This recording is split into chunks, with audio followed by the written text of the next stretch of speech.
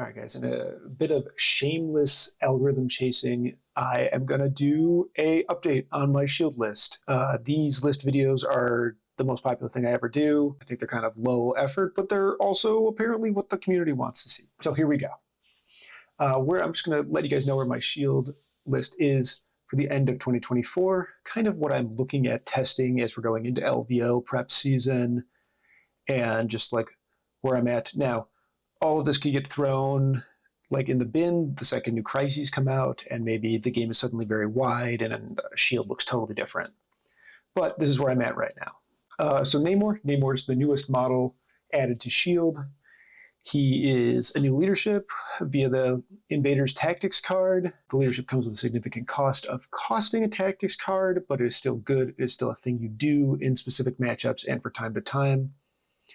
Namor has also grown to be one of the most popular characters in the entire meta. He is played heavily in like 5 factions and splashed sporadically throughout kind of the rest of them. And that's because he is a solution to a lot of meta problems. He is a very fast pay-to-flip god that is also a strong answer to both Thanos and Hulk and Thor. And those are kind of like everybody is doing one of those 4 things. I feel like everybody is doing at least one of having Thor, Hulk, Thanos, Namor. And that's because Namor and Hulk answer the problem children that are Thanos and Thor. And Namor is very good in them, both by being able to like out-rotate them. He ignores damage reduction. He can stagger them, and like a lot of their damage comes from their actions. And then he also grants the reroll bubble, and his reroll bubble is named differently from Zemo's, so you can do the double bubble, and the double bubble lists are kind of everywhere. Some people say they're like a little bit oppressive. I really don't feel that way. I do think it's very good, but I also don't think it's often correct to be doing, at least in Shield. I've seen some other interesting double bubble lists, like Inhumans and Spider Foes have been playing double bubble. But yeah, overall, I couldn't be happier with Namor as an additional piece. Now, he's very fragile, but you essentially need to use your positioning so that he doesn't just die. So like ideally, late in the turn, he goes, picks a fight on a flank where he's only going to fight one model. He staggers that model so that model, when it activates, can't kill him. And then, he's free to like do some late or like scenario play. Oh my gosh, maybe I can insert this later. We didn't talk about Namor with the time gem. How did I forget that? Anyway, so Namor with the time gem is how I play him in Shield. I think Namor is so much better with the time gem than he is without the time gem. And to the point where I almost forgot to talk about the time gem at all because I thought it was just solved that we always play the time gem on Namor. So the reason the time gem is so strong on Namor is because you get to start playing the game on turn 1. And also it makes it so that there are no safe grabs against Namor. Namor can walk charge anything that picks up an objective he's across from. He's just like the fastest model in the game. And he goes a very long way. Now you have to be careful because you can lose your Namor, because Namor is not 6 threat worth of durability. He is 6 threat worth of Swiss Army knife, solve problems, pay to flip, go fast nonsense, but he's not 6 threat durable. So it lets you do lots of really, really cute things, and also it lets you, he never like scuffs out the way that Namor can. So like there'll be games where Namor fails to make power in his first charge, and now you're just kind of up shit creek because you can't bail out of the attempt you made, because if you don't make power, you don't have charge for next turn. So if you just bail out of it and walk back away long, you'll just not have the power for charge next turn. And then Namor will walk attack someone, and that feels awful coming out of a 5 threat. But Time Namor never scuffs out on bad rolls, and has an additional tool in the time gem to like prevent him from failing on just like rolling dead. There's also really interesting ways to use the time gem into characters like Medusa, or more commonly Black Cat, where Black Cat rolls terribly, you roll terribly and do no damage, or like No, sorry. Where Black Cat rolls incredible and you roll incredible, and you can just pay for the time gem, and you're not allowed to re-roll because of her roll, and then she has to pick up her dice and try to have an incredible roll again. But yeah, it just comes down to flexibility on threat on turn one, being able to like walk charge huge amounts of the table. And then also it's helpful on pay to flips. And as you, as a Shield player, probably know, Shield really struggles with its power economy, especially on turn one. They just like, they struggle to pick up and flip everything and still project their threat on turn one. And Namor can solve a lot of those problems. So like, let's say you have priority, there's a center extract like hammers or scrolls or something.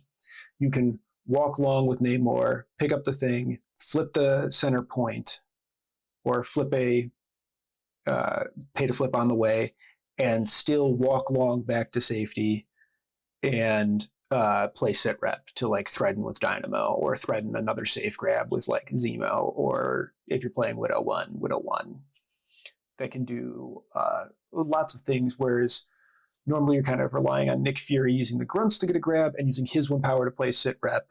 Having Namor do this, it can just open up a lot of possibilities and not force you to forego Eye in the Sky turn 2. Next spot on the list, we've got Fury Jr. Fury Jr. is Shield. He's not going anywhere. You now do play lists where Fury Jr. is not on the table, which is a thing that you used to never do in Shield. So the faction is getting more dynamic and more diverse, which is good. But also, like, Nick Fury Jr. and Eye in the Sky is kind of why I'm here. But Nick's really good. Eye in the Sky is still incredible. Grunts are absolutely just like the silliest model in the game in the double bubble. Here, let's take a quick look at MCPdice.com. If you don't know about MCPdice.com, it's a website that Pat built. And you can enter any combination of nonsense in the game, and it'll give you the likelihood of succeeding at those results. So if we do a 4-die attack with reroll 1, or reroll 1, or reroll 1, and right, because it's 3 reroll 1s, Nick Fury reroll, Zemo reroll, Namor reroll. And if we're in the leadership, we go reroll skulls into a def 3. We are not quite, we're 46% to do 3 damage on a 4-die attack. That's crazy. The grunts go absolutely bananas if you can stand them in the double bubble. And like, yes, standing the grunts in the double bubble is kind of pipe dreamy, and your opponent kind of has to let you do it. But being in just one of these things, like having just 2 of the things of getting 2 of the 3 rerolls that they can access, still makes them really strong. And the good thing is if they're in one of the other rerolls, skulls are online for them, because the invader's leadership is, are you within 2? The bubbles are range 2, so that means there's always a friendly nearby giving you the reroll, unlocking your skulls.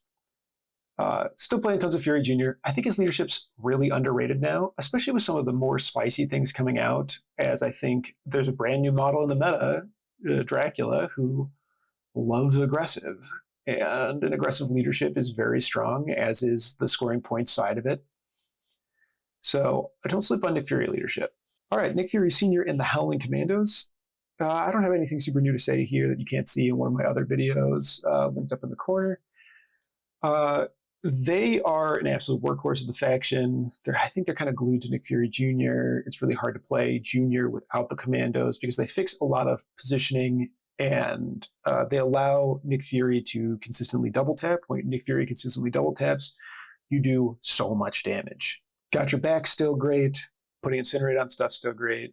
And they don't wield the reroll bubble like other ones do, because they're on a gainer and not a builder. But I think they're still fantastic. They are starting to show their age a little bit with the newer, higher damage stuff in the meta. Like, Thor kind of eats their lunch. They're exactly the stat line that dies to Thor consistently. But also, they're half the points of Thor. So I think they're great.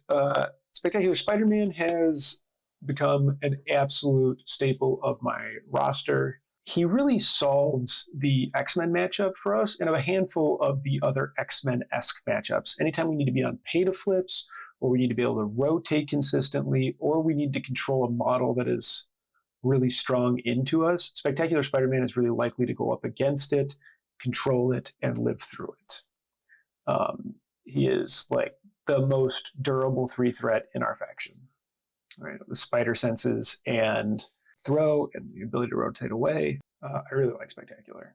Winter Soldier. Winter Soldier is hanging on to his spot in the meta, or spot in the list, by his fingernails. Still super strong on hammers. Please, AMG, make it so you can't pick up multiple hammers, because when Bucky gets the second hammer, it becomes so likely that he gets the third. He just like can Yahtzee into power so easily, and then if you position correctly, you can do all the different hops with Hydra Tactics, go all over the place and just kill them. And now that Double Bubble's out, Winter Soldier is actually playable on not hammers. I really like him in the classic Double Bubble 19. This is where you play Nick Fury Jr., the Commandos, Winter Soldier, Namor, Baron Zemo. That's 19 points. And it has a whole lot of scary gun that gets to stand in Double Bubble list. And then Namor and Zemo can go chase down extracts and then try to return to recreate the Double Bubble, which I think makes the list a lot more dynamic than it initially seems, where you just kind of sit in like an up and down and you just shoot at them. It can also be like modified. If you get it at 20, you can like throw Dynamo in there. The trying to force the Double Bubble 19, I think, is one of the strong arguments against not playing or against playing Time Namor, because the points just kind of work out better. So at 18 on hammers, you can play that exact same list just without Time Namor. It's just normal Namor, and you're at 18. And then at 19 on demons or something, you can replace Winter Soldier with Crimson Dynamo and play another very, very strong list. But I still think Time Namor just solves a lot of my problems in the matchups where I need him to, which are X-Men, Web Warriors, Hellfire. And then everywhere else I play him is kind of gravy. Speaking of Crimson Dynamo is still in the list. We're trying to play E-shapes. We're trying to win on E-shapes. Crimson Dynamo is king of E-shapes. Here he is. That's what we're doing. Model's very, very strong when he gets his slots.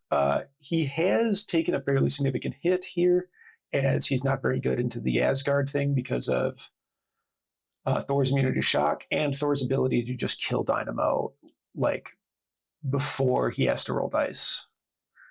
Being able to like throw a thing at him, pounce into him, and then kill him with like any kind of the ticky-tack wild nonsense, or kill him with his first attack and then attack somebody else and still get value.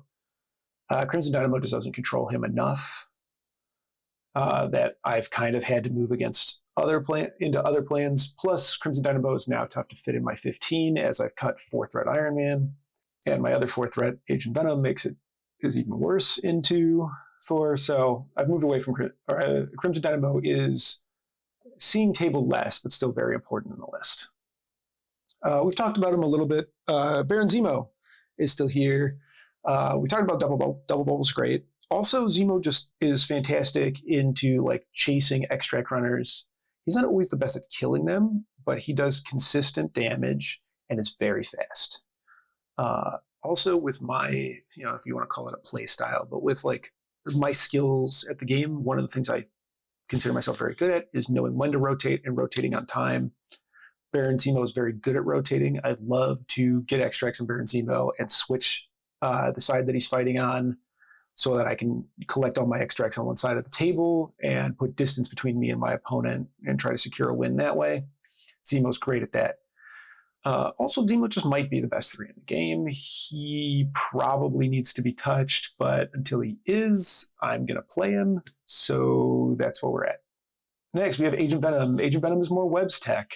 He's our best 4-threat that's not Nick Fury Jr. And boy, there's a big gap there between those two models. But he does exactly what we need him to do, which is to be fast, be good at killing Web Warriors.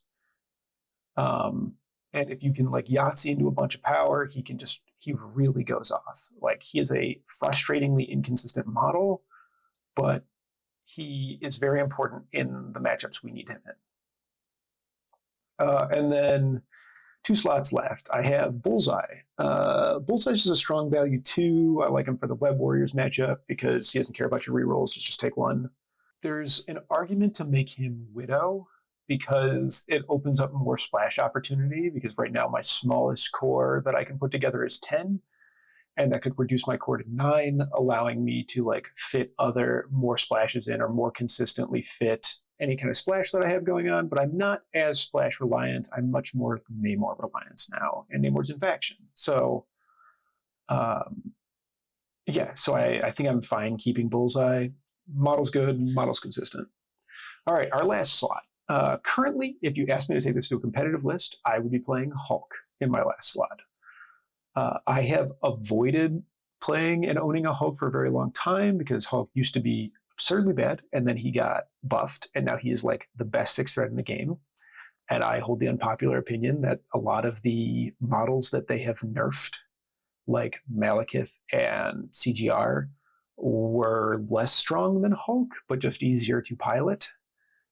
So it was much more obvious that they were busted. But also, if Hulk is the strongest thing in the game, I'm like super okay with that because he's Hulk, right? Like, that's the fiction of the characters. The character is like always the strongest thing in the world, except for the stories where they need him not to be. So I'm playing him. I'm playing him almost exclusively for 15 because Asgard is such a problem, and to a certain extent, the Thanos lists as well.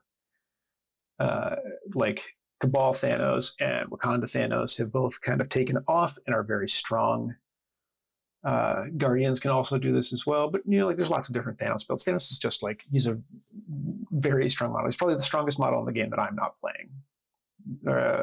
Argument between him and Thor. But anyway, those problematic 15s, those guys that can pinch you at low points, I need a good solution to that. I've been playing what we've termed Super Smash Clocks, which is where you play Hulk Smash or you play Hulk and you play Time Namor, or as Alex calls him, Clocks McKenzie, and you play Spectacular Spider-Man, and that gives you 2 shield models, and so you can run the Invaders leadership, and you play with that. And it's very good into, let's take the Thor thing, for example, because you have 2 big models that are hard for Thor to consistently kill, especially as long as you're holding Brace. He gets pretty good at killing Namor once Brace is spent, but before Brace is spent, he's not terribly good at killing Namor, especially if Namor can stagger him, and Thor should never get the drop on Namor. Namor threats farther than Thor, and Namor is very comfortable to take like a walk charge at Thor that Thor would not take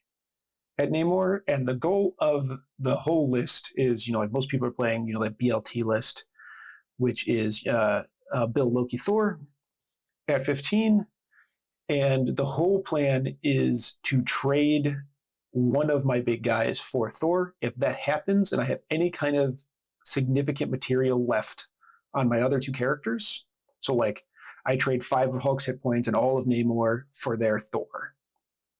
If I can do that, Hulk, Spider-Man easily beat Loki, Bill. And that's kind of a similar plan into Thanos, except it's backwards. We're trying to trade for everything that's not Thanos as quickly as we can, and while staggering Thanos, which makes it hard for him to, build power and limits how much damage he can do to me. So we have 2 models with really good staggers. Namor can ignore the damage reduction on both those characters, which are really relevant through Odin's or through being of immeasurable power. But right now, I know that Hulk's good. I took it to Carl Khan. I lost only to the guy that won Carl Khan. And I played it on stream. You can check out Super Smash Clocks right there. And so Hulk is pulled out right now because I know he's good. So I'm trying out Dracula right now because Dracula would see play outside of 15 threat, because I think there's lots of interesting builds of Dracula, especially when you combine him with Clocks McKenzie. I think there's lots of really interesting like Namor Dracula starting points. Like at 15 going like Namor Dracula Nick Fury Jr. No, that's more of a, or Namor Dracula. Sorry, Namor Dracula, Crimson Dynamo. I think is a baller 15 odd center scenarios against certain people. I don't think it consistently beats. I don't think any 15 I can assemble with Dracula beats the Thor thing currently. I think it gives the Thanos stuff a run for its money. Probably not as good as the Hulk one does.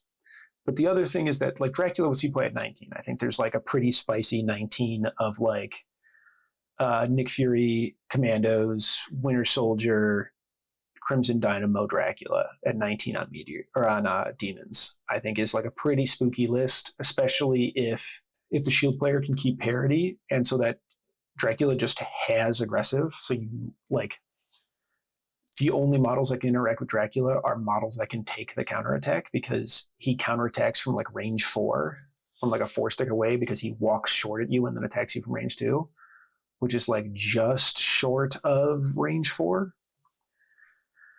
And then if he has the Spender, so if he has 7 power, he can attack you from range 5 with the Spender. So I think I'm trying that out. Currently, I'm like fairly low on it, but I've also only played it in its worst matchups.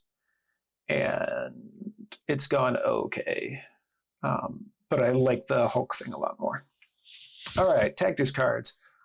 We're playing Brace and Sacrifice. This is where the meta is. I think these are the two best tactics cards. Everybody is playing Brace. I think you have to have a pretty good reason to not be playing Brace. Like you have access to another terribly broken tactics card that's on the restricted list, like Brothers in Arms, or if for whatever reason, I don't know. There's no reason to be off Brace. Brace is so strong. I would argue that AMG should give us a 6 tactics card slot and just tell everyone that it's Brace. And it's especially important right now because Thor's the big bad of the meta. He can open a turn by throwing 9 damage at you in throws. By throwing a size 4 at you, which is 5 damage, and then throwing himself at you, who's size 3, which is another 4 damage. So 5 and 4 is 9. And you just be like, roll your 6 to 8 defense dice. It's like 1 and 3 to do 7 damage to you. Yeah. So a Brace really important. Sacrifice is really good in Shield, just because redirecting attacks, denying attacks is kind of the entire defensive mechanic. We've talked about this a bunch in other videos. Then I have Eye in the Sky. I have a cool video about all the interactions of Eye in the Sky. You should check it out. Eye in the Sky, one of the staples of Shield. Invaders. We talked a little bit about this before, but it is worth the price of its tactics card. That is expensive because there's lots of good tactics cards in Shield, but it is worth its slot. You should definitely try it out. Double Bubble's very fun, and it's pretty strong. Sit Rep, incredible card. Lets you do a lot of fun turn 1 threat stuff where you can move up Dynamo, and then Dynamo threatens to beam the back of Gamma. If you're on that thing, you can sit rep Hulk in the Smash Clocks list, which means that Hulk can hop to the center point, which means if the opponent puts anything on the midpoint, Hulk threatens to hop, attack it, and then throw it off if he makes 2 power. Sit rep is a big part of why Shield's turn 1 is strong, and I think most factions need to be doing something on turn 1 to be top tier, and Shield's doing a whole bunch of it with 2 safe grabs and sit rep. Shieldmobile. Shieldmobile is an incredibly versatile card. Almost every time I am wondering what my last tactics card should be, and I hem and haw, and I pick something that's not Shieldmobile, I'm wrong. Shieldmobile is so flexible, being able to move that far for 3 power. Yes, it's only locked to Shield models, but we're playing more Shield models than we ever have. I think there's only 3 slots in the whole thing. 4. Crimson Dynamo, Baron, Zemo, Bullseye, and Hulk/Dracula are the only models we're not playing that can't have Shieldmobile played on it. Shieldmobile is incredible. It's really good. It's also it seems unintuitive that it'd be good on Namor, but it can let you, Namor's on 10 power, it can let you move long and then still double Spender, which sometimes is what needs to happen. All right. Battlefield Medicine. Battlefield Medicine is why Shield's Namor is better than almost every other Namor. Battlefield Medicine lets Namor shake a stagger or a condition, or Namor really hates shock, slow, stagger, stun. And being able to pull one of those off, heal yourself, and then get done what needs to get done is really good. You'll play a bunch of Namor mirrors because Namor is very popular in the game right now. And your Namor should almost always win. You can catch their Namor on your Namor and shake your stagger and then double spender him. Or shake your stagger him, and then spender him. And from there, you should be way up. So Battlefield Medicine, fantastic. Then these last 3 cards kind of shift around here. I have 4 cards and 3 slots, and they're kind of mixing up. So if we go with the Dracula plan, we absolutely play Warpath, Thralls of Dracula, Recalibration Matrix. Playing Thralls of Dracula to have that flex to the Dracula list at 15. And then that also, by doing that, that means that we need 5 cards that aren't locked to shield. And we have 5 cards that are taken up by shield, essentially. Like Eye in the Sky is an unaffiliated card, but you really only play it or I probably, if I'm not playing shield, I probably don't have Nick Fury on the table. So, and then we're playing Warpath for Dracula, because Warpath is one of Dracula's best cards. And then Recal is probably the next best card that's not picked up here. But if we're not playing Dracula, suddenly like all 3 of these slots are like pretty open. We probably would never play Warpath or Recal, and we definitely wouldn't play Thralls without Drac. The card that comes in that maybe should be in here anyway is Survival.